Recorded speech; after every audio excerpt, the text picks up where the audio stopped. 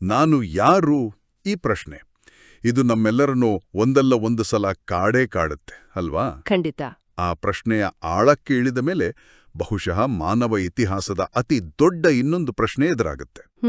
ನಮ್ಮನ್ನೆಲ್ಲ ಮೀರಿದ ಆ ಪರಮಶಕ್ತಿ ಯಾವುದು? ಕರೆಕ್ಟ್. ನಮ್ಗೆ ಸಿಕ್ಕಿರೋ ಮೂಲಗಳು ಇದೇ ಪ್ರಶ್ನೆಯನ್ನು ಮತ್ತೆ ಮತ್ತೆ ಕೇಳ್ತವೆ. ನಮ್ಮ ದಿನನಿತ್ಯದ ಜೀವನದಲ್ಲಿ ನಮ್ಮ ಆಂತರಿಕ ಶಕ್ತಿ ಕಮ್ಮಿ ಆಗ್ತಾ ಹೋಗುತ್ತೆ. ಹೌದು. ಅದನ್ನ ಮರಳಿ ಪಡೆಬೇಕು ಅಂದ್ರೆ ನಾವು ಯಾರ ಜೊತೆ ಕನೆಕ್ಟ್ ಆಗ್ಬೇಕು? ನಮ್ಮ ಆತ್ಮ ಅನ್ನೋ ಬ್ಯಾಟರಿಯನ್ನ ರೀಚಾರ್ಜ್ ಮಾಡೋಕೆ ಆ ಪವರ್ ಹೌಸ್ ಯಾವುದು? ಬನ್ನಿ ಇವತ್ತಿದರ ಬಗ್ಗೆ ಸ್ವಲ್ಪ ಆಳವಾಗಿ ಮಾತಾಡೋಣ. ಹೌದು, ಇದು ಕೇವಲ ಒಂದು ಫಿಲಾಸಫಿಕಲ್ ಪ್ರಶ್ನೆ ಅಲ್ಲ, ಇದೊಂದು ಆಳವಾದ ಹಂಬಲ. ಆ ಮೂಲ ಶಕ್ತಿಯ ಜೊತೆ ಮತ್ತೆ ಒಂದಾಗೋದು, ನಮ್ಮನ್ನ ನಾವೇ ರೀಚಾರ್ಜ್ ಮಾಡಿಕೊಳ್ಳೋ ಒಂದು ತುಡಿತ. ನೀವು ಜಗತ್ತಿನ ಯಾವುದೇ ಸಂಸ್ಕೃತಿ, ಯಾವುದೇ ಧರ್ಮವನ್ನ ತಗೊಂಡ್ರೂ ಅಲ್ಲೊಂದು ಪರಮಶಕ್ತಿಯ ಪರಿಕಲ್ಪನೆ ಇದ್ದೇ ಇರುತ್ತೆ. ನಿಜ. ಹೆಸರಿಗೂ ಬೇರೆ ಇರ್ಬೋದು, ಹೆಸರುಗಳು, ಆಚರಣೆಗಳು ಬೇರೆ ಇರಬಹುದು, ಆದ್ರೆ ಎಲ್ಲವೂ ಒಂದೇ ಕಡೆ ಬೆರಳು ತೋರಿಸ್ತವೆ. ಇವತ್ತು ನಾವು ಚರ್ಚಿಸಲಿರುವ ಮೂಲಗಳು ಆ ಪರಮಶಕ್ತಿಯ ಸ್ವರೂಪದ ಬಗ್ಗೆ ಒಂದು ಬಹಳ ವಿಶಿಷ್ಟವಾದ ಚಿತ್ರಣವನ್ನ ಕೊಡ್ತವೆ. ಸರಿ, ಹಾಗಾದ್ರೆ ಇದೊಂದು ನಿರ್ದಿಷ್ಟ ದೃಷ್ಟಿಕೋನದ ಆಳವಾದ ಅಧ್ಯಯನ. ಇದು ಚೆನ್ನಾಗಿದೆ. ಹಾಗಾದ್ರೆ ಈ ಮೂಲಗಳ ಪ್ರಕಾರ ಆ ಪರಮಶಕ್ತಿ ಎಂಥದ್ದು? ಬೇರೆ ಬೇರೆ ಧರ್ಮಗಳಲ್ಲಿ ಕಾಣೋ ಪರಿಕಲ್ಪನೆಗಳ ಜೊತೆ ಏನಾದ್ರೂ ಸಾಮ್ಯತೆ ಇದೆಯಾ? ಖಂಡಿತವಾಗಿಯೂ ಇದೆ. ಈ ಮೂಲಗಳು ಹೇಳೋದೇನಂದ್ರೆ ಆ ಪರಮಶಕ್ತಿಯನ್ನ ಹಲವು ಧರ್ಮಗಳು ಒಂದೇ ರೀತಿ ಗುರುತಿಸಿವೆ, ಆದ್ರೆ ಶಬ್ದಗಳು ಬೇರೆ. ಓಕೆ, ಉದಾಹರಣೆಗೆ ಹಿಂದೂ ಧರ್ಮದ ಶೈವ ಪರಂಪರೆಯಲ್ಲಿ ಶಿವನನ್ನ ನಿರಾಕಾರ ಜ್ಯೋತಿರ್ಲಿಂಗ ಅಂತ ಪೂಜೆ ಮಾಡ್ತಾರೆ. ಹೌದು. ಇಲ್ಲಿ ಮುಖ್ಯವಾದ ಪದಗಳು ಜ್ಯೋತಿ ಮತ್ತು ನಿರಾಕಾರ, ಅಂದ್ರೆ ಆಕಾರ ಇಲ್ಲದ ಬೆಳಕು ಅಂತ. ಹೌದು, ಜ್ಯೋತಿರ್ಲಿಂಗ ಅಂದ್ರೆ ಬೆಳಕಿನ ಚಿಹ್ನೆ. ಇದೇ ರೀತಿ ಬೇರೆ ಧರ್ಮಗಳಲ್ಲೂ ಇದೆಯಾ? ಇದೆ. ಇಸ್ಲಾಂ ಧರ್ಮದಲ್ಲಿ ಅಲ್ಲಾಹನ ನೂರ್ ಅಂತಾರೆ. ನೂರ್ ಅಂದ್ರೆ ಬೆಳಕು. ಕುರಾನಿನಲ್ಲೂ ಅಲ್ಲಾಹನು ಭೂಮಿ ಮತ್ತು ಆಕಾಶಗಳ ಬೆಳಕಾಗಿದ್ದಾನೆ ಅಂತ ಹೇಳಲಾಗಿದೆ. ಓ ಹಾಗ. ಇನ್ನು ಕ್ರಿಶ್ಚಿಯನ್ ಧರ್ಮಕ್ಕೆ ಬಂದ್ರೆ ಅಲ್ಲೂ ಗಾಡ್ ಇಸ್ ಲೈಟ್ ಅಂದ್ರೆ ದೇವರು ಬೆಳಕಾಗಿದ್ದಾನೆ ಅನ್ನೋ ನಂಬಿಕೆ ಬಹಳ ಆಳವಾಗಿದೆ. ಸಿಖ್ ಧರ್ಮದಲ್ಲಿ ಏಕೋಂಕಾರ ಅಂತಾರಲ್ಲ, ಅದರ ಅರ್ಥವೂ ಇದೇನಾ? ನಿಖರವಾಗಿ. ಏಕೋಂಕಾರ ಸದ್ನಾಮ ಅಂದ್ರೆ ಆ ಸತ್ಯ ಒಬ್ಬನೇ ಮತ್ತು ಅವನು ನಿರಾಕಾರ. ಸೊ ಈ ಎಲ್ಲಾ ಉದಾಹರಣೆಗಳಲ್ಲಿ ಒಂದು ಕಾಮನ್ ಎಳೆ ಕಾಣಿಸುತ್ತೆ ಅಲ್ವಾ? ಹೌದು. ಆ ಪರಮಶಕ್ತಿ ಅನ್ನೋದು ಒಂದು ಚೈತನ್ಯಮಯ ಬೆಳಕಿನ ಸ್ವರೂಪ. ಅದಕ್ಕೆ ನಮ್ಮ ಹಾಗೆ ಕೈ, ಕಾಲು, ಶರೀರವಿಲ್ಲ ಅಂತ. ಹೌದು, ಭೌತಿಕ ಶರೀರವಿಲ್ಲ. ಮತ್ತು ಬೆಳಕನ್ನ ಜ್ಞಾನಕ್ಕೆ, ಕತ್ತಲನ್ನ ಅಜ್ಞಾನಕ್ಕೆ ಹೋಲಿಸೋದು ಇದು ಬಹುಶಃ ಮಾನವನ ಅತಿ ಪುರಾತನ ರೂಪಕಗಳಲ್ಲಿ ಒಂದು. ಕರೆಕ್ಟ್. ನಮ್ಮ ಕನ್ನಡದಲ್ಲೇ ಜ್ಞಾನೋದಯ ಅನ್ನೋ ಪದ ಇದೆಯಲ್ಲ, ಅದರಲ್ಲಿ ಉದಯ ಅಂದ್ರೆ ಬೆಳಕಿನ ಅರ್ಥವೇ ಇದೆ. ಸೊ ದೇವರು ಬೆಳಕು ಅನ್ನೋದು ಬಹಳ ಸಹಜವಾದ ತತ್ವಜ್ಞಾನದಂತೆ ಕಾಣುತ್ತೆ. ಅತ್ಯುತ್ತಮವಾಗಿ ಹೇಳಿದ್ರಿ. ಇದೇ ಕಾರಣಕ್ಕೆ ಆ ಪರಮಶಕ್ತಿಯನ್ನ ಜ್ಞಾನ, ಪವಿತ್ರತೆ ಮತ್ತು ಅಂಧಕಾರದ ಮೇಲಿನ ವಿಜಯದ ಸಂಕೇತವಾಗಿ ನೋಡಲಾಗುತ್ತೆ. ಓಕೆ, ಇದನ್ನೊಮ್ಮೆ ಬಿಡಿಸಿ ನೋಡೋಣ. ಪರಮಾತ್ಮನು ಶರೀರವಿಲ್ಲದ ಒಂದು ಚೈತನ್ಯ ಜ್ಯೋತಿ ಅನ್ನೋದು ಒಂದು ಆಳವಾದ ಪರಿಕಲ್ಪನೆ. ಆದರೆ ನಾವು ಹಿಂದೆ ಮಾತಾಡಿದ ಹಾಗೆ ಆತ್ಮ ಕೂಡ ಒಂದು ಸೂಕ್ಷ್ಮಾತಿ ಸೂಕ್ಷ್ಮ ಜ್ಯೋತಿ ಬಿಂದು. ಹೌದು. ಹಾಗಾದ್ರೆ ಆತ್ಮಕ್ಕೂ ಪರಮಾತ್ಮನಿಗೂ ಏನ್ ವ್ಯತ್ಯಾಸ? ಎರಡೂ ಜ್ಯೋತಿ ಸ್ವರೂಪವೇ ಆಗಿದ್ರೆ ನಾವೇ ದೇವರಲ್ವಾ? ಇದು ತುಂಬಾ ಸಹಜವಾಗಿ ಬರೋ ಮತ್ತು ಬಹಳ ಮುಖ್ಯವಾದ ಪ್ರಶ್ನೆ. ಈ ಗೊಂದಲವನ್ನ ಈ ಮೂಲಗಳು ಬಹಳ ಸ್ಪಷ್ಟವಾಗಿ ನಿವಾರಿಸ್ತವೆ. ಮೊದಲನೇ ವ್ಯತ್ಯಾಸ ಆಕ್ಚುಲಿ ಸಂಖ್ಯೆಯಲ್ಲಿದೆ. ಸಂಖ್ಯೆಯಲ್ಲ? ಹೌದು. ಆತ್ಮಗಳು ಅನೇಕ, ಕೋಟ್ಯಾಂತರ ಆತ್ಮಗಳಿವೆ. ಆದ್ರೆ ಪರಮಾತ್ಮ ಕೇವಲ ಒಬ್ರು. ಸುಪ್ರೀಂ ಅಂದ್ರೆ ಸರ್ವೋಚ್ಚ. ಸರ್ವೋಚ್ಚವಾದದ್ದು ಒಂದೇ ಇರೋಕೆ ಸಾಧ್ಯ ಅಲ್ವಾ? ಸರಿ, ಆತ್ಮಗಳು ಅನೇಕ, ಪರಮಾತ್ಮ ಒಬ್ರು. ಇದು ಮೊದಲ ವ್ಯತ್ಯಾಸ. ಇದಕ್ಕಿಂತಲೂ ಆಳವಾದ ಬೇರೆ ವ್ಯತ್ಯಾಸಗಳಿವೆಯೇ? ಖಂಡಿತ. ಎರಡನೇ ಮತ್ತು ಮೂಲಭೂತ ವ್ಯತ್ಯಾಸ ಇರೋದು ಅವರ ಸ್ಥಿತಿಯಲ್ಲಿ. ಆತ್ಮಗಳು ಅಂದ್ರೆ ನಾವು ಈ ಜಗತ್ತಿಗೆ ಬರ್ತೀವಿ, ಶರೀರವನ್ನ ತಗೊಳ್ತೀವಿ, ಪಾತ್ರ ಮಾಡ್ತೀವಿ, ಕರ್ಮಗಳನ್ನ ಮಾಡ್ತೀವಿ. ಹೌದು. ಆ ಕರ್ಮಗಳ ಫಲವಾಗಿ ಸುಖ, ದುಃಖ, ಹುಟ್ಟು, ಸಾವು, ಹಾನಿ, ವೃದ್ಧಿ ಹೀಗೆ ಒಂದು ಚಕ್ರದಲ್ಲಿ ಸುತ್ತುತ್ತಾ ಇರ್ತೀವಿ. ಇದನ್ನೇ ಜನ್ಮ ಮರಣ ಚಕ್ರ ಅಂತ ಕರೆಯೋದು. ಆದರೆ ಪರಮಾತ್ಮನಿಗೆ ಈ ಮೂಲಗಳು ಅಜನ್ಮ ಅಂತ ಹೇಳ್ತವೆ. ಅಜನ್ಮ ಅಂದ್ರೆ ಅವರು ಜನ್ಮ ತಾಳೋದಿಲ್ಲ. ಹಾಗೇನೆ ಅವರನ್ನ ಅಭೋಕ್ತ ಅಂತಲೂ ಕರೆಯಲಾಗಿದೆ. ಭೋಕ್ತ ಅಂದ್ರೆ ಅನುಭವಿಸುವವನು. ಅಭೋಕ್ತ ಅಂದ್ರೆ ಅವರು ತಮ್ಮ ಕರ್ಮಗಳ ಫಲವನ್ನಾಗಲಿ ಸುಖ ದುಃಖವನ್ನಾಗಲಿ ಅನುಭವಿಸೋದಿಲ್ಲ. ಅವರು ಈ ಎಲ್ಲಾದ್ರಿಂದ ಸಂಪೂರ್ಣವಾಗಿ ಹೊರಗಿದ್ದಾರೆ. ಸಾಕ್ಷಿಯಾಗಿದ್ದಾರೆ.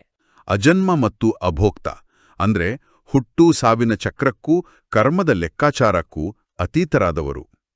ಹಾಗಾದ್ರೆ ಅವರ ಗುಣಗಳನ್ನ ಹೇಗೆ ವರ್ಣಿಸಲಾಗಿದೆ? ನಾವು ಸುಖದುಃಖ ಅನುಭವಿಸಿದ್ರೆ ಅವರ ಗುಣಗಳು ಹೇಗಿರುತ್ತವೆ?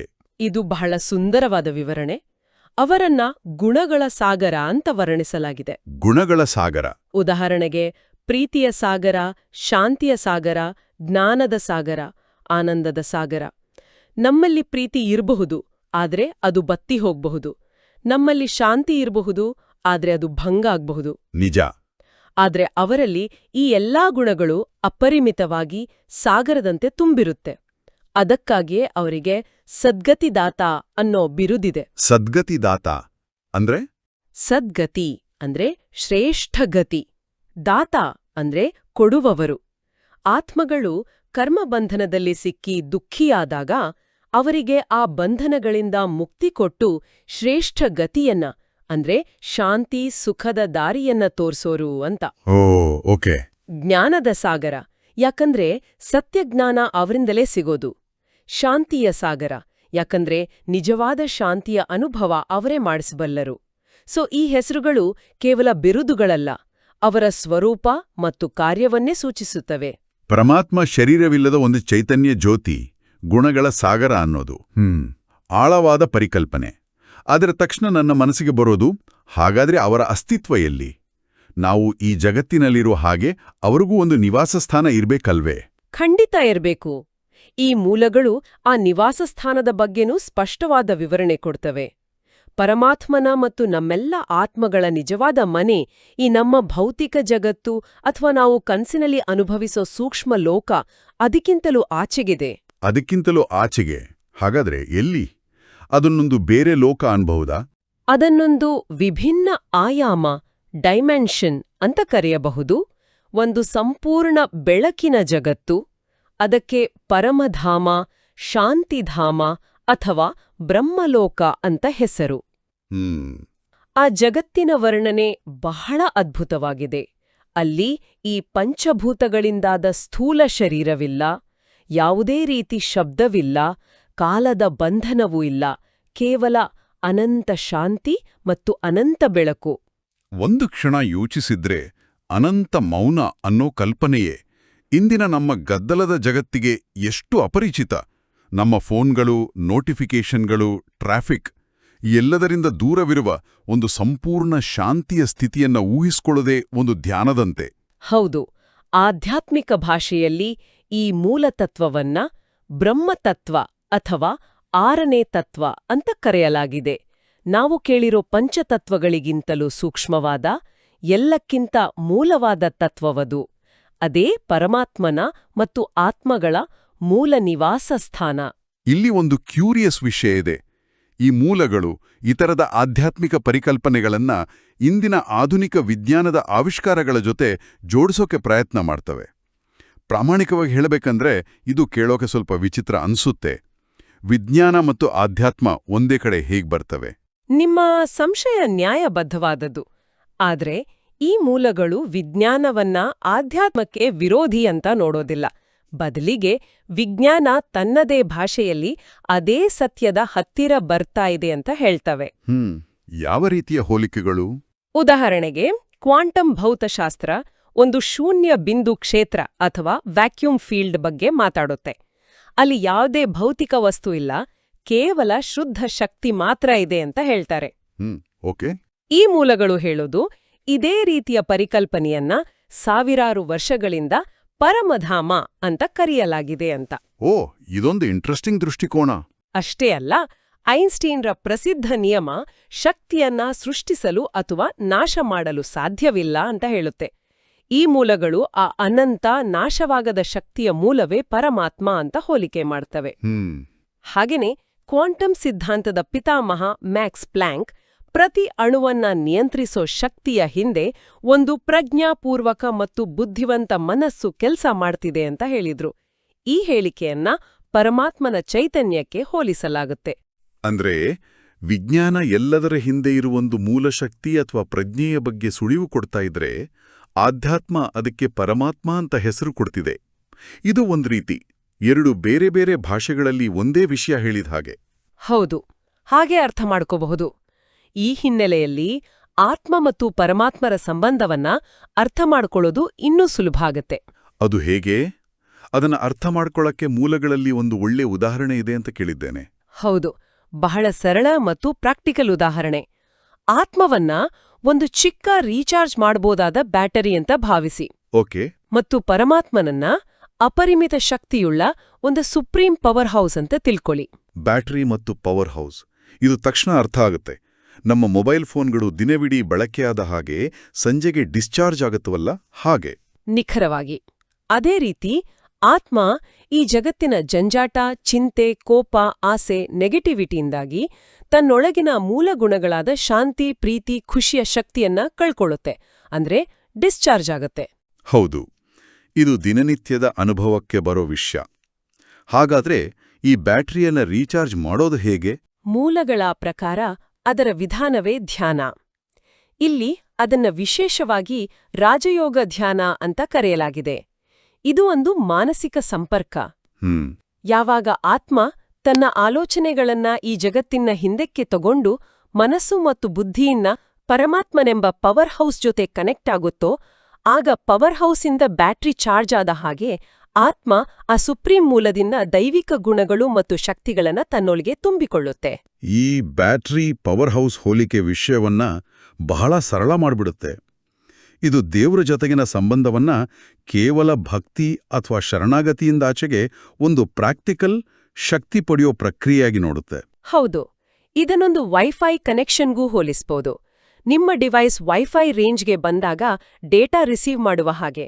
ಹೌದು. ಧ್ಯಾನದಲ್ಲಿ ಪರಮಾತ್ಮನ ಜೊತೆ ಮಾನಸಿಕವಾಗಿ ಕನೆಕ್ಟ್ ಆದಾಗ ಆತ್ಮವು ಶಾಂತಿ, ಪ್ರೀತಿ, ಶಕ್ತಿಯ ವೈಬ್ರೇಷನ್ಸ್ಗಳನ್ನ ಅನುಭವಿಸುತ್ತೆ. ಇದು ಕೇವಲ ನಂಬಿಕೆಯ ವಿಷಯ ಅಲ್ಲ, ಬದಲಿಗೆ ಅನುಭವದಿಂದ ದೃಢಪಡಿಸಿಕೊಳ್ಳೋ ಪ್ರಕ್ರಿಯೆ ಅಂತ ಹೇಳಲಾಗಿದೆ. ಆದ್ರೆ ನೋಡಿ, ಭಾರತದಲ್ಲಿ ಅಥವಾ ಜಗತ್ತಿನಾದ್ಯಂತ ಕೋಟ್ಯಾಂತರ ಜನರು ದೇವರನ್ನ ಸಾಕಾರ ರೂಪದಲ್ಲಿ, ಅಂದ್ರೆ ಮೂರ್ತಿಗಳ ರೂಪದಲ್ಲಿ ಪೂಜೆ ಮಾಡ್ತಾರೆ. ಆ ಭಕ್ತಿ, ಆ ನಂಬಿಕೆ ಬಹಳ ಶಕ್ತಿಯುತವಾಗಿದೆ. ಹಾಗಾದ್ರೆ ಈ ಮೂಲಗಳು ಆ ಸಾಕಾರ ಪೂಜೆಯನ್ನು ಹೇಗೆ ನೋಡ್ತವೆ? ಅದನ್ನ ನಿರಾಕರಿಸೋದಿಲ್ವೇ? ಇದು ಬಹಳ ಸೂಕ್ಷ್ಮವಾದ ಮತ್ತು ಪ್ರಮುಖವಾದ ಪ್ರಶ್ನೆ. ಈ ಮೂಲಗಳು ಸಾಕಾರ ಪೂಜೆಯಲ್ಲಿರೋ ಭಕ್ತಿಯನ್ನಾಗಲಿ ಶ್ರದ್ಧೆಯನ್ನಾಗಲಿ ನಿರಾಕರಿಸೋದಿಲ್ಲ. ಆದರೆ ಅವು ಒಂದು ತಾರ್ಕಿಕ ಪ್ರಶ್ನೆಯನ್ನ ಮುಂದಿಡ್ತವೆ. ಏನು? ಒಂದು ವೇಳೆ ಪರಮಾತ್ಮನಿಗೂ ನಮ್ಮ ಹಾಗೆ ಶರೀರವಿದ್ರೆ ಅವರೂ ಜನ್ಮ ಮರಣ ಚಕ್ರದಲ್ಲಿ ಬರಬೇಕಾಗ್ತಿತ್ತು. ಯಾಕಂದ್ರೆ ಶರೀರವಿದ್ರೆ ಜನ್ಮ ಮರಣ ಖಚಿತ. ಆಗ ಅವರು ಕರ್ಮ ಮಾಡಿ ಅದರ ಬಂಧನಕ್ಕೆ ಸಿಲುಕ್ತಿದ್ರು.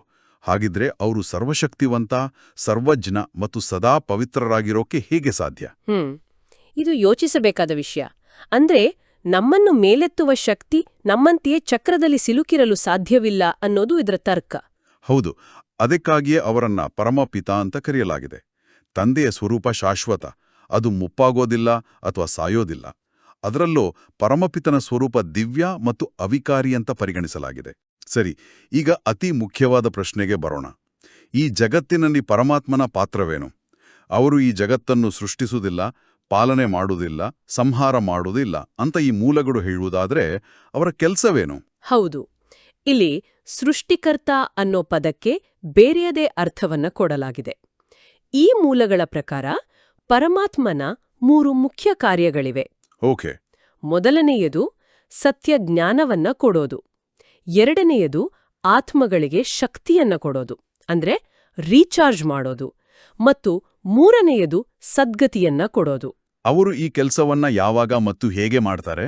ಮೂಲಗಳು ಹೇಳೋ ಪ್ರಕಾರ ಪರಮಾತ್ಮನ ಅವತರಣ ಅಂದ್ರೆ ಅವರ ಆಗಮನ ಈ ಜಗತ್ತು ನೈತಿಕವಾಗಿ ಮತ್ತು ಆಧ್ಯಾತ್ಮಿಕವಾಗಿ ಸಂಪೂರ್ಣ ಅವನತಿ ಹೊಂದಿದಾಗ ಆಗುತ್ತೆ. ಅಜ್ಞಾನ, ವಿಕಾರ, ದುಃಖ ಎಲ್ಲವೂ ಅದರ ಪೀಕಗೆ ಹೋದಾಗ ಅದನ್ನ ಕಲಿಯುಗದ ಅಂತ್ಯ ಅಂತ ಕರೆಯಲಾಗಿದೆ. ಆ ಘೋರ ಕತ್ತಲೆಯ ಸಮಯದಲ್ಲಿ. ಹೌದು, ಆ ಸಮಯದಲ್ಲಿ ಬೆಳಕನ್ನ ಕೊಡಕ್ಕೆ ಅವರು ಬರ್ತಾರೆ. ಆದ್ರೆ ಅವರು ಜನ್ಮ ತಾಳೋದಿಲ್ಲ ಅಂತ ಹೇಳಿದ್ರಿ. ಹಾಗಾದ್ರೆ ಅವರ ಅವತರಣ ಹೇಗೆ ಆಗುತ್ತೆ? ಇಲ್ಲಿ ಒಂದು ಲಾಜಿಕಲ್ ಪ್ರಾಬ್ಲಮ್ ಬರುತ್ತೆ ಅಲ್ವಾ? ಪರಮಾತ್ಮ ನಿರಾಕಾರ, ನಮ್ಮ ಜೊತೆ ಮಾತಾಡೋದು ಹೇಗೆ? ಹೌದು. ಈ ಸಮಸ್ಯೆಗೆ ಈ ಮೂಲಗಳು ಮಾಧ್ಯಮದ ಪರಿಕಲ್ಪನೆಯನ್ನ ಮುಂದಿಡ್ತವೆ. ಪರಮಾತ್ಮನು ಒಬ್ಬ ಸಾಮಾನ್ಯ ವೃದ್ಧ ಮನುಷ್ಯನ ಶರೀರವನ್ನ ಒಂದು ಮೀಡಿಯಂ ಆಗಿ ಬಳಸ್ಕೊಂಡು ಅವರ ಮುಖಾಂತರ ಜ್ಞಾನವನ್ನ ಕೊಡ್ತಾರೆ. ಇದಕ್ಕೇನಾದ್ರೂ ಉದಾಹರಣೆ ಇದೆಯಾ? ಇದೆ. ಮಹಾಭಾರತದ ಒಂದು ಬಹಳ ಶಕ್ತಿಯುತವಾದ ಉದಾಹರಣೆಯನ್ನ ಮೂಲಗಳು ಕೊಡ್ತವೆ. ಯುದ್ಧಭೂಮಿಯಲ್ಲಿ ಶ್ರೀಕೃಷ್ಣ ಅರ್ಜುನನ ರಥದ ಸಾರಥಿಯಾಗಿ ಆ ರಥದ ಮೇಲೆ ಕೂತು ಗೀತಾಜ್ಞಾನ ಕೊಟ್ಟನಲ್ವೇ? ಹೌದು. ಅದೇ ರೀತಿ ಈ ಮೂಲಗಳ ಪ್ರಕಾರ ಈಗಿನ ಸಮಯದಲ್ಲಿ ಪರಮಪಿತ ಪರಮಾತ್ಮ ಶಿವನು ಬ್ರಹ್ಮ ಎಂಬ ಹೆಸರಿನ ವ್ಯಕ್ತಿಯ ಶರೀರವೆಂಬ ರಥವನ್ನ ಬಳಸಿ ಆತ್ಮಗಳಿಗೆ ಸತ್ಯವಾದ ಜ್ಞಾನವನ್ನ ಕೊಡ್ತಿದ್ದಾರೆ. ಅಂದ್ರೆ ಶಿವನು ಬ್ರಹ್ಮನ ಶರೀರದ ಮೂಲಕ, ಕೃಷ್ಣನು ಅರ್ಜುನನ ರಥದ ಮೇಲೆ ಜ್ಞಾನ ನೀಡಿದಂತೆ ಇದೊಂದು ವಿಶಿಷ್ಟವಾದ ಪರಿಕಲ್ಪನೆ. ನಿಖರವಾಗಿ ಇದೇ ವಿಶೇಷ ಅವತರಣವನ್ನ ಶಿವರಾತ್ರಿಯ ರೂಪದಲ್ಲಿ ಸ್ಮರಿಸಲಾಗುತ್ತೆ. ಶಿವ ಅಂದ್ರೆ ಕಲ್ಯಾಣಕಾರಿ, ಅಜ್ಞಾನದ ರಾತ್ರಿಯಲ್ಲಿ ಅವನ ದಿವ್ಯ ಅವತರಣ. ಇದು ಭೌತಿಕ ಜನನ ಅಲ್ಲ, ಇದು ಜ್ಞಾನದ ಅವತರಣ. ಹಾಗಾದ್ರೆ ಈ ಹಳೇ ಜಗತ್ತು ಕೊನೆಗೊಂಡು ಹೊಸ ಸತ್ಯಯುಗದ ಜಗತ್ತು ಆರಂಭವಾಗುವ ಈ ಸಮಯಕ್ಕೇನಾದ್ರೂ ವಿಶೇಷವಾದ ಹೆಸರಿದೆಯಾ? ಹೌದು, ಈ ಸಮಯವನ್ನ ಮೂಲಗಳಲ್ಲಿ ಸಂಗಮಯುಗ ಅಂತ ಕರೆಯಲಾಗಿದೆ. ಸಂಗಮಯುಗ ಅಂದ್ರೆ ಕಲಿಯುಗದ ಅಂತ್ಯ ಮತ್ತು ಸತ್ಯಯುಗದ ಆರಂಭ, ಈ ಎರಡು ಯುಗಗಳ ಮಿಲನವಾಗೋ ಸಮಯ. ಇದೇ ಸಮಯದಲ್ಲಿ ದಾರಿ ತಪ್ಪಿದ ದುಃಖಿ ಆತ್ಮಗಳು ಸಹಾಯಕ್ಕಾಗಿ ಕೂಗುದಾಗ ಪರಮಾತ್ಮನು ಬಂದು ಸೃಷ್ಟಿಯ ಆದಿಮಧ್ಯ ಅಂತ್ಯದ ರಹಸ್ಯವನ್ನ ತಿಳಿಸಿ ಮರಳಿ ಮನೆಗೆ ಅಂದ್ರೆ ಶಾಂತಿಧಾಮಕ್ಕೆ ಕರೆದೊಯ್ಯೋ ದಾರಿಯನ್ನ ತೋರಿಸ್ತಾರೆ. ಇದರರ್ಥ ಈ ಮೂಲಗಳ ಪ್ರಕಾರ ನಾವೀಗ ಬದುಕುತ್ತಿರೋದು ಒಂದು ಬಹಳ ವಿಶೇಷವಾದ ಮತ್ತು ಮಹತ್ವದ ಸಮಯದಲ್ಲಿ. ಹೌದು, ಇದು ಕೇವಲ ಇತಿಹಾಸ ಅಥವಾ ತತ್ವಜ್ಞಾನವಲ್ಲ, ಬದಲಿಗೆ ವರ್ತಮಾನದ ಸತ್ಯ ಅಂತ ಈ ಮೂಲಗಳು ಹೇಳ್ತವೆ. ಹಾಗಾದ್ರೆ ಇಂದಿನ ಈ ಆಳವಾದ ಚರ್ಚೆಯಿಂದ ಕೆಲವು ಪ್ರಮುಖ ಅಂಶಗಳನ್ನು ಒಟ್ಟುಗೂಡಿಸೋಣ. ಮೊದಲನೇದಾಗಿ, ಪರಮಾತ್ಮನು ನಿರಾಕಾರ ಜ್ಯೋತಿ ಮತ್ತು ಅನೇಕ ಧರ್ಮಗಳಲ್ಲಿ ಇದೇ ತರಹದ ಕಾನ್ಸೆಪ್ಟ್ ಇದೆ. ಎರಡನೇದಾಗಿ, ಆತ್ಮ ಒಂದು ರೀಚಾರ್ಜ್ ಆಗ್ಬೇಕಾದ ಬ್ಯಾಟರಿ ಮತ್ತು ಪರಮಾತ್ಮ ಪವರ್ ಹೌಸ್ ಇದ್ದಾಗೆ. ರಾಜಯೋಗ ಧ್ಯಾನವೇ ಆ ಕನೆಕ್ಷನ್. ಮತ್ತು ಬಹುಶಃ ಅತಿ ಮುಖ್ಯವಾಗಿ, ಈ ಮೂಲಗಳ ಪ್ರಕಾರ ಈಗ ನಡೀತಿರೋ ಸಂಗಮಯುಗ ಬಹಳ ವಿಶೇಷವಾದ ಸಮಯ, ಯಾಕಂದ್ರೆ ಪರಮಾತ್ಮನು ಜ್ಞಾನ ನೀಡಿ ಜಗತ್ತನ್ನ ಪರಿವರ್ತಿಸೋ ಕಾರ್ಯ ಮಾಡ್ತಿದ್ದಾರೆ. ಹೌದು, ನೀವು ಎಲ್ಲವನ್ನೂ ಸರಿಯಾಗಿ ಸಂಕ್ಷಿಪ್ತಗೊಳಿಸಿದ್ದೀರಿ. ಈ ಎಲ್ಲವನ್ನೂ ತಿಳಿದ್ಮೇಲೆ ಒಂದು ವಿಚಾರ ಮನಸ್ಸಿನಲ್ಲಿ ಮೂಡುತ್ತೆ. ಹೇಳಿ. ಈ ಮೂಲಗಳಿಂದ ಹೊರಹೊಮ್ಮುವ ಒಂದು ಅತಿ ಮುಖ್ಯವಾದ ವಿಷಯ ಅಂದ್ರೆ, ನಾವೆಲ್ಲರೂ ಆ ಒಬ್ಬ ಪರಮಪಿತನ ಮಕ್ಕಳು ಮತ್ತು ಶಾಂತಿ, ಪ್ರೀತಿ, ಪವಿತ್ರತೆಯಂತಹ ಗುಣಗಳು ನಮ್ಮೆಲ್ಲರೊಳಗೆ ಬೀಜರೂಪದಲ್ಲಿವೆ ಅನ್ನೋದು. ಖಂಡಿತ. ಇದರ ಆಧಾರದ ಮೇಲೆ ಚಿಂತನೆಗೆ ಒಂದು ಪ್ರಶ್ನೆಯನ್ನ ಕೇಳೋಣ. ಹಾಗಿದ್ರೆ ಒಂದು ಪ್ರಶ್ನೆ ಉದ್ಭವಿಸುತ್ತೆ. ನಮ್ಮ ದೈನಂದಿನ ಜೀವನದ ಜಂಜಾಟದಲ್ಲಿ ನಮ್ಮೊಳಗೆ ಸುಪ್ತವಾಗಿರೋ ಈ ಆಂತರಿಕ ಗುಣಗಳನ್ನ ಕೇವಲ ತಿಳ್ಕೊಳ್ಳೋದು ಮಾತ್ರವಲ್ಲದೆ ಅವುಗಳನ್ನ ನಿಜವಾಗಿಯೂ ಜಾಗೃತಗೊಳಿಸಿ ನಿರಂತರವಾಗಿ ಅನುಭವಿಸೋಕೆ ನಮ್ಮ ವೈಯಕ್ತಿಕ ಮತ್ತು ಸಾಮೂಹಿಕ ಪ್ರಯತ್ನ ಎಷ್ಟು ಅವಶ್ಯಕವಾಗಿರ್ಬೋದು?